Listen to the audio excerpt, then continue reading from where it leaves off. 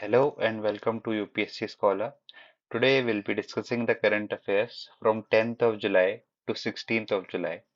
We'll be covering it from the Indian Express newspaper and we'll be looking at it only from the UPSC perspective. So let's begin. My name is Sachin. The first current affairs is from Polity. Signaling now part of a railway safety won't need a financial viability test. So what recently happened is we all knew a very tragic incident happened a few months back when 293 people died due to error in some signaling system of the railways. But now what the railway board has taken a decision that there is no need of signaling to be a financially remunerative service for the railways.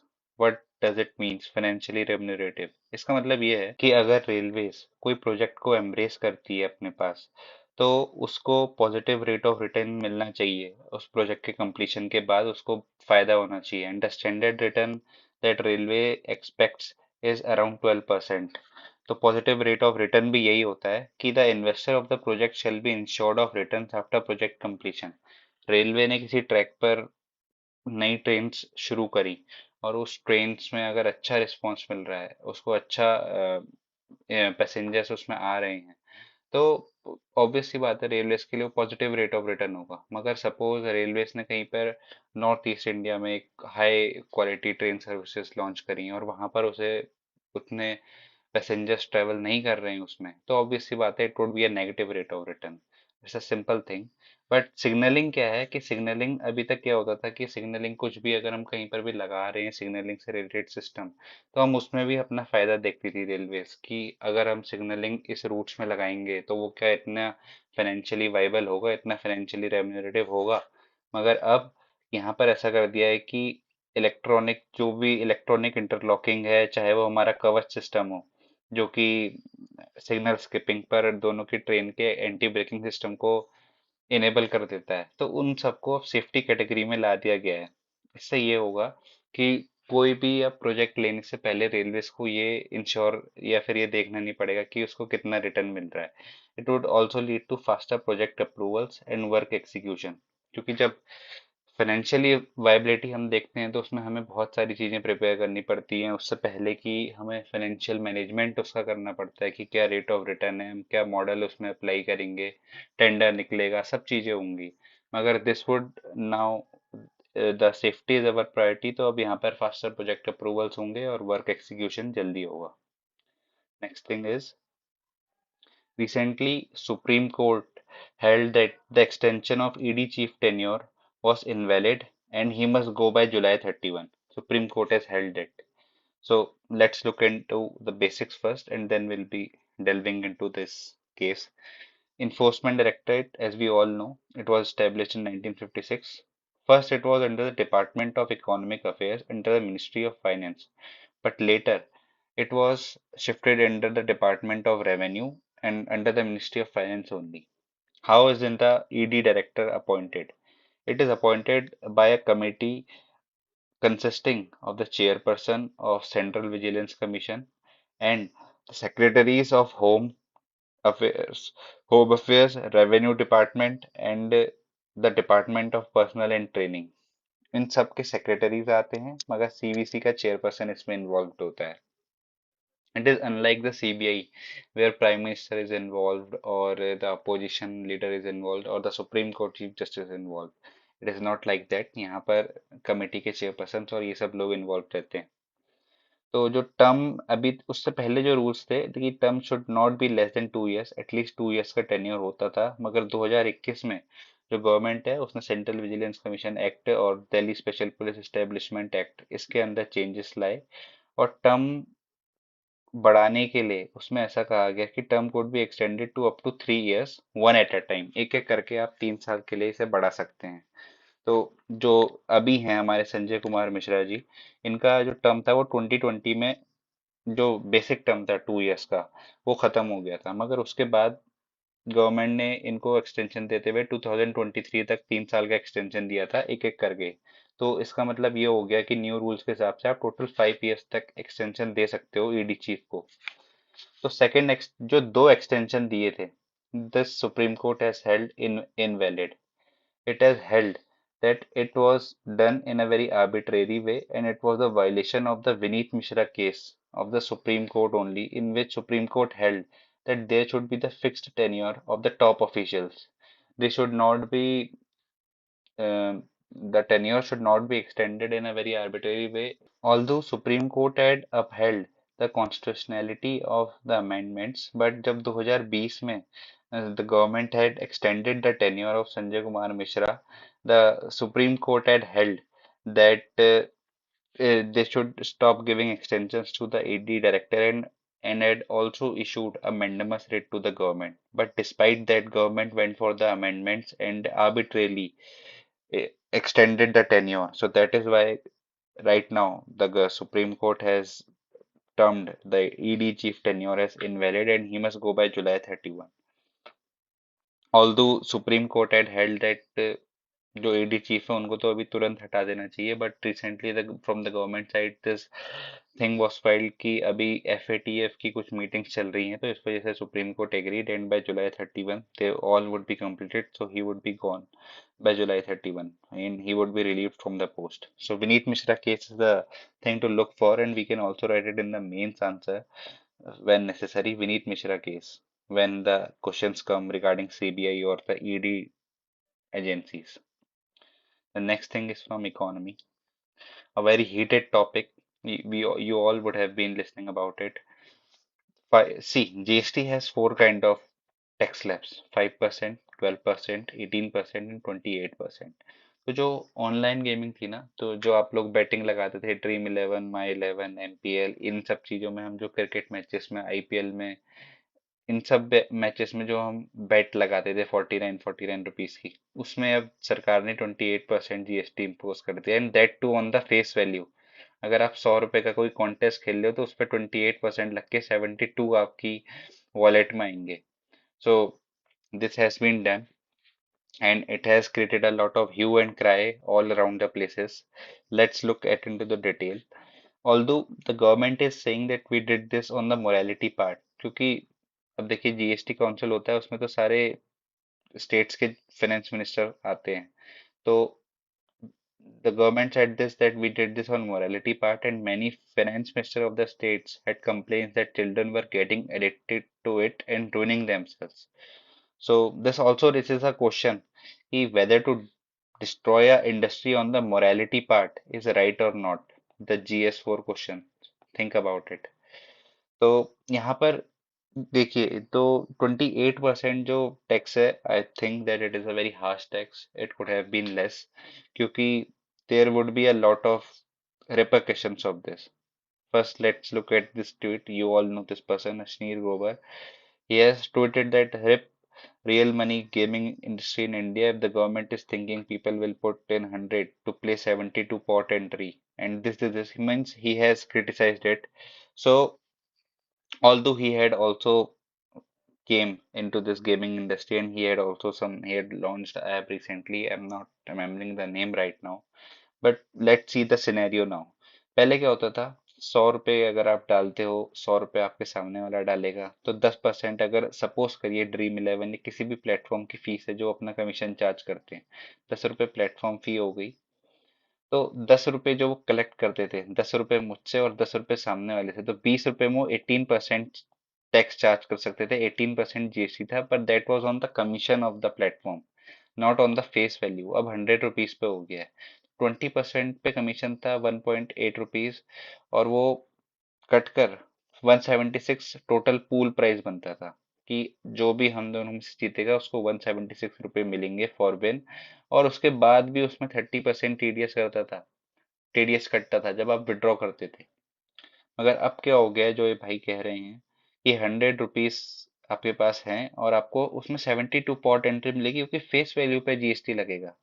और उसके बाद अगर आप 54 रुपये जीतोगे भी platform fees काट वाट के सब कुछ करके, आपको उसमें 30% टीडीएस देना होगा, है ना, for which you will get a free swimming pool in the living room. क्योंकि जो कि अभी ही is criticising the recent Gurugram and this all areas were flooded badly. So What are the repercussions and what are the problems in this? See, पहली बात तो ये है, gaming industry was growing like anything in India. Government collected 1700 crore tax revenue from the industry in the last financial year. And recently I was listening some interview of the revenue secretary. He is saying that now we aim to collect 17,000 crore rupees as a tax from this industry. And it was also estimated that it would reach 153 billion in 2025, and it grew rapidly. It is no less than a very meteoric rise of this industry. Last year, during the COVID, it gained its prominence. It was at its peak क्योंकि उस वक्त सब लोग खाली थे, सब लोग घर में थे, and a lot of people delved into it, and a lot of people also ruined themselves when they went into this industry, when they went into this thing. What are the effects of this decision?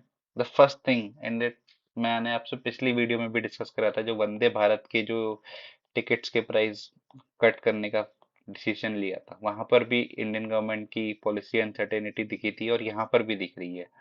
पहले आप industry को flourish होने देते हो, FDI आती है, foreign investors पैसा लगाते हैं, बड़े बड़े ग्रुप, टाइगर ग्रुप ने लगाया है, ब्लैक रॉक ग्रुप्स लगाए हैं, इन सब लोगों ने, these are very big groups that are putting in the money. Same happened in the crypto. जब आपने उसको बहुत फ्लरिश होने दिया, पूरा आपने 3-4 साल उसमें कुछ नहीं करा, एकदम से आप 30% उस पर टैक्स ले आए, and that industry got destroyed. So same thing is, the sudden decision leads to panic and a lack of trust in the government among the investors. अगर कोई इन्वेस्टर, आप अगर इन्वेस्टर हैं, आपने लगाया है इंडिया में पैसा, आपकी इंडस्ट्री फ्लरिश हो रही है, आपको सब कुछ अच्छा हो रहा है, एकदम से गवर्नमेंट ऐसा रैपिड, ऐसा सडन डिसीजन लेकर आ जाए, obviously you would be facing up huge losses on your investments. Second thing is, it would also lead to reducing of the platform fee. Although जैसा कि कह रहे हैं कि एकदम से सब कुछ बंद हो जाएगा और ये हो जाएगा, आई डोंट थिंक सो, इतना जल्दी तो ये सब बंद नहीं होगा, because it is also a huge probability game, और जिन लोगों को प्रोबेबिलिटी गेम पता है वो ये नहीं खेलते हैं, और most of the people don't know probability, so that's why they are into this thing. तो अभी जैसे 10% चार्ज करते हैं platform fee, 15% platform fee charge करते हैं, मगर अब जो होगा मेरे ख्याल से आने वाले टाइम में, the platform fee will be reduce to 5 and 7%. Platforms को कुछ ना कुछ तो स्टेप्स लेने ही पड़ेंगे ना, they can't let all their customers go like in one go. तो वो जब वो रिड्यूस करेंगे तो अगेन यहाँ पर investors will get hurt, and they will also again lead to less returns to investor, क्योंकि जब आप अपने मार्जिन रिड्यूस करोगे तो ऑब्वियस सी बात है, इन्वेस्टर्स को भी कम प्रॉफिट जाएगा. So what at final, what I want to say is कि क्या करा जा सकता था इसमें, एक बेटर रेगुलेशन फ्रेमवर्क लाने की जरूरत है.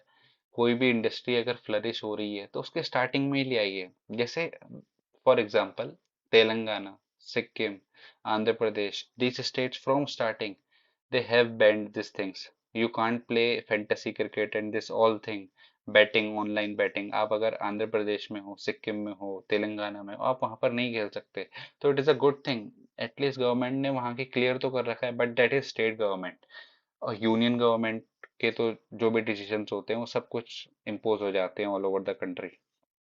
सो what we think is, we should be having a very better regulation framework for this. We should be enhancing our regulation framework, and the I would also say that the parties involved should also be involved in the discussion, in the decision making, because it is they are the one that are being affected the most. Although I'm not supporting the fact that it has ruined a lot of people's career and a lot of people's future, and people have taken loan also to invest in and to play this fantasy cricket, which is not good sign at all.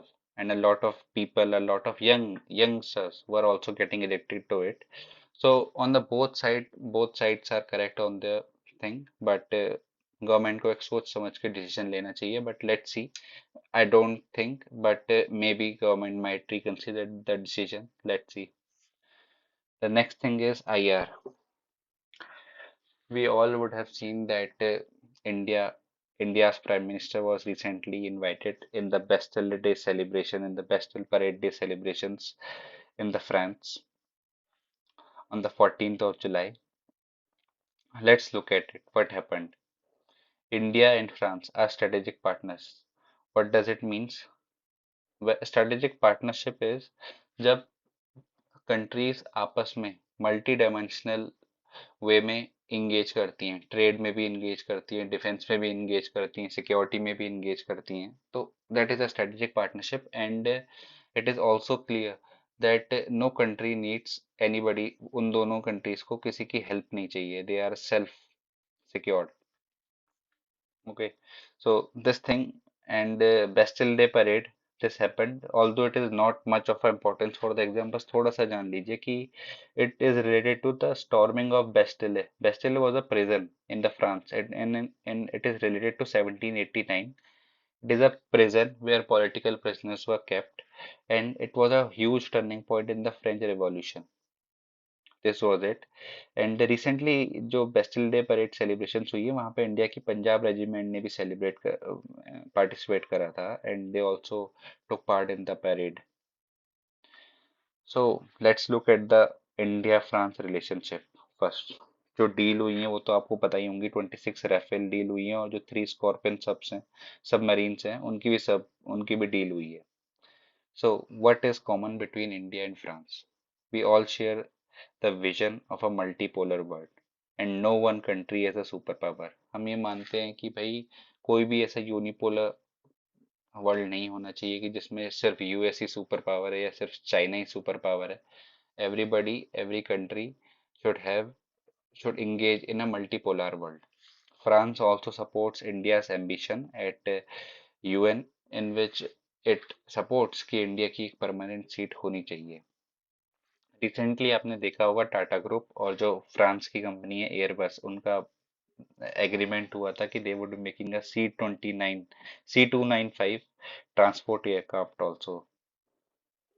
Next thing is क्यों हम France और relations को इतना significance देते हैं, इतना वो करते हैं.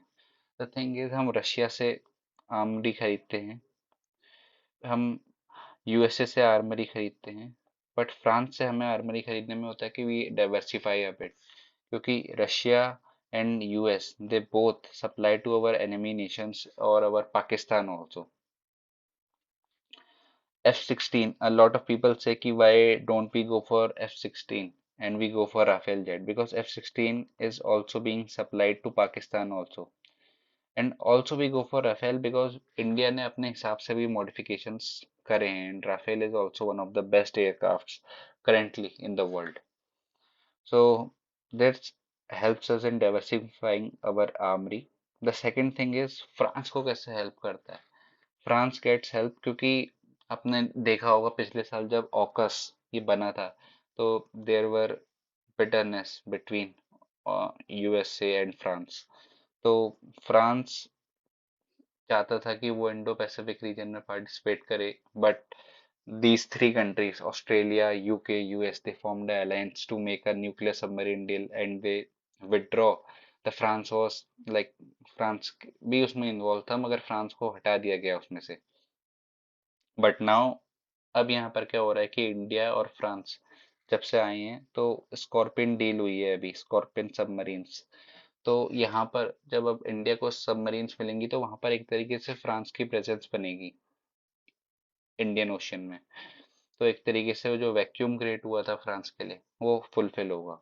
The second thing is now UPI has also been accepted in France. तो इससे क्या होगा कि फ्रांस ने जो एक्सेप्टेंस दी है इंडिया को, जो इंडिया का जो एक मेड इन इंडिया प्रोडक्ट है उसको एक्सेप्टेंस दी है, it will give us a market access in Europe. And it, क्योंकि यूरोप में तो इंडिया का इतना एक्सेस नहीं है, इंडियन रुपी का इतना एक्सेस नहीं है, मगर फ्रांस जैसा जो एक बिग इकोनॉमी है यूरोप की, अगर वहां पर यूपीआई चलने लगेगा तो इट इज डैम श्योर कि ये और जगह भी फैलेगा और यूरोप की और कंट्रीज में भी फैलेगा, जर्मनी में भी फैलेगा और जो छोटी छोटी कंट्रीज हैं. फ्रांस तो it is a very huge economy in Europe, तो it will also lead to trade and exchange in rupee. और जो डॉलर वहाँ पे मोस्टली डॉलर यूज होता है तो वो कम यूज होगा, रुपी को प्रेफरेंस मिलेगी. अभी you won't see the immediate results, but may be after 10-15 years you would be easily transacting between France and India in UPI in Indian rupees. तो लॉन्ग टर्म को सोचकर ज़्यादा लिया गया है. Next thing is from IR. Russia has become the world's top wheat exporters at Ukraine's expense. What are the top wheat exporting nations currently?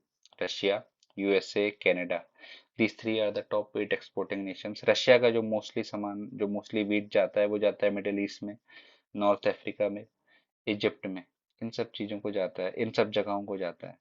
Russia has gained, obviously, because of war, it has gained a lot. A lot of people are saying that Russia has lost a lot of territory, Ukraine has reclaimed its territory. But the war is not only been fought on the territorial front, it has also been fought on the economical front. It has led to fall in Ukraine exports to 11 years low.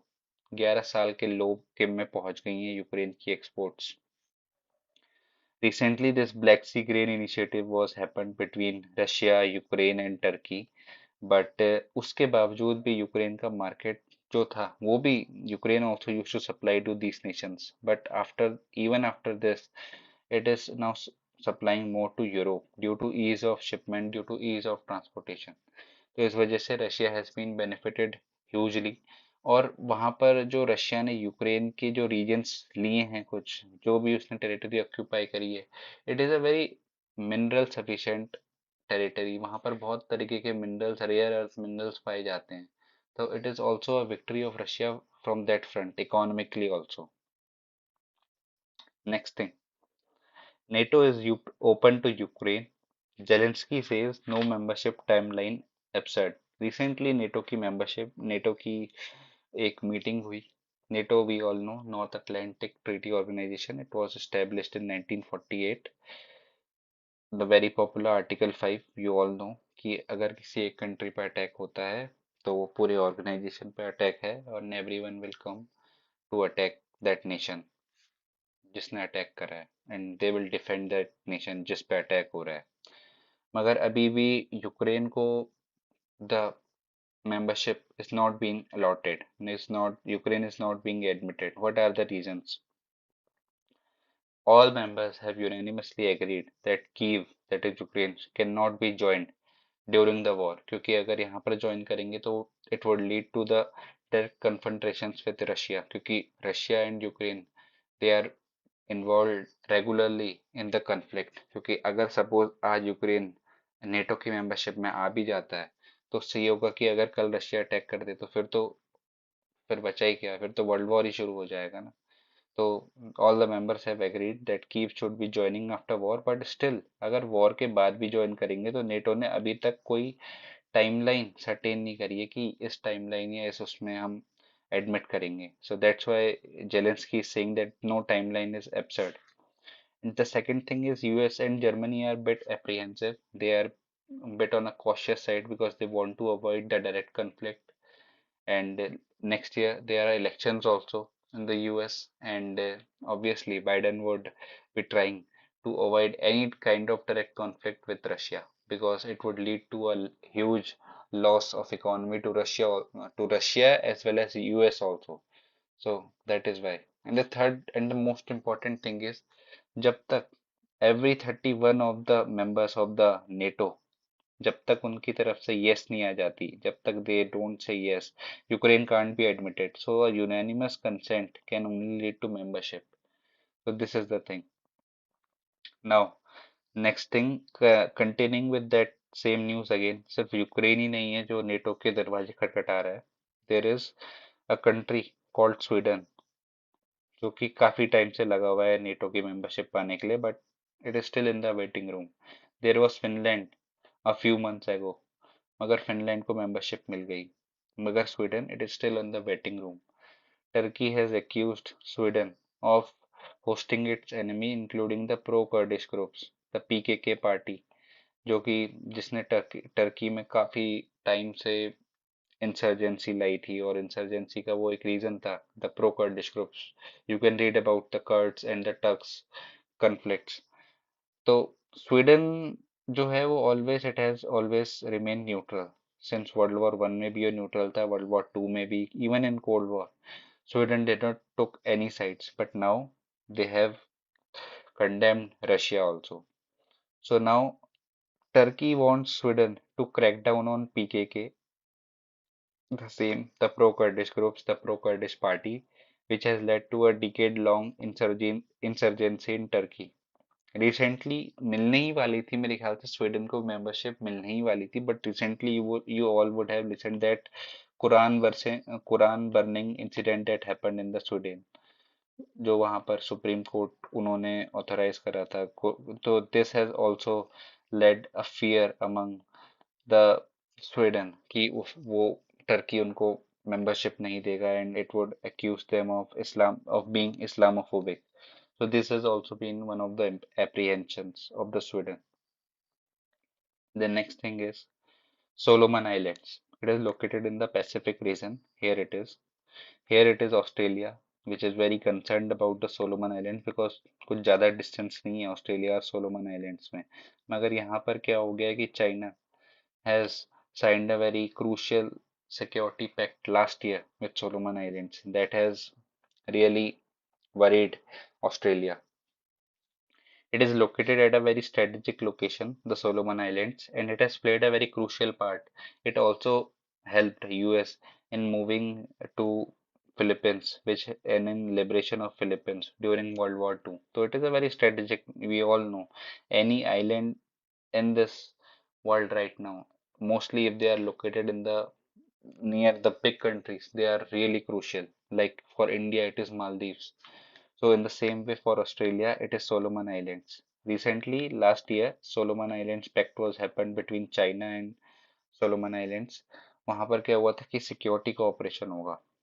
China can deploy security forces in the country. They can also help in humanitarian assistance. But अभी news क्या आ रही है कि Solomon islands में अब China अपनी police भी उतार सकता है as it did in Hong Kong a few years back. Now, China may take up the policing role in the country, and Australia or US are really worried about the region's security and the stability. क्योंकि अगर China को यहाँ पर access मिल गया, China को China के army यहाँ पर घूमने लग गई, चाइना की नेवल फोर्सेस यहाँ पे घूमने लग गई, तो it would surely leads to conflict between Australia forces क्योंकि ऑस्ट्रेलिया का रीजन भी है यहाँ पर, है ना, and it would also lead to China's hegemony in this region. China has already claimed a huge part या पूरा ही पार्ट उसने साउथ चाइना सी का अपने ऊपर अपना क्लेम कर रखा है. नाउ हेयर ऑल्सो अगर यहाँ पर भी उसकी नेवल फोर्सेस आ गई तो यहाँ पर भी there would be regular conflicts between China and Australia. So it would disturb the security and the stability of the region. Next thing is science and tech. We all would have seen Chandrayaan 3 was launched on 13th of July, and what happened was, sorry, 14th of July, and what happened was कि it has been launched successfully, and 3 इसलिए क्योंकि ये तीसरा mission है. 1 and 2 have already been launched. 2 was launched in 2019.